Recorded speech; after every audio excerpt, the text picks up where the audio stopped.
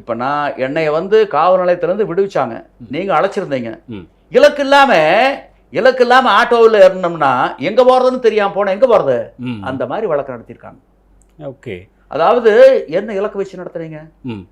தினந்தோறும் நீர் பங்கீடு என்ற இலக்கை முன்னிறுத்தி இந்த வழக்கு நடத்தப்பட்டு அதற்குண்டான ஒரு தீர்ப்பை பெற்று தந்திருந்தால் ம். தீர்வு எளிதாக இருக்கும். இரு மாநில உறவு கெடாது, மோதல் வராது, இறையாண்மை ஒருமைப்பாடு கேள்விக்குறியாகாது.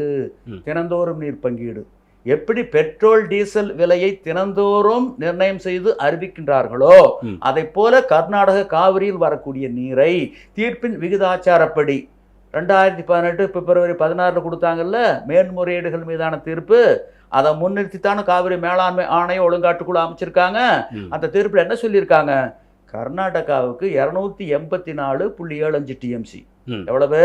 284.75 டிஎம்சி. தமிழ்நாட்டுக்கும் புதுச்சேரிக்கு சேர்ந்து எவ்வளவு?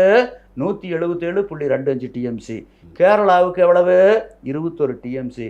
இந்த தண்ணீரை கர்நாடக காவிரியில் வரக்கூடிய நீரை தினந்தோறும் பங்கிட்டு அந்தந்த மாநிலங்களுக்கு கொடுத்து விட வேண்டும்.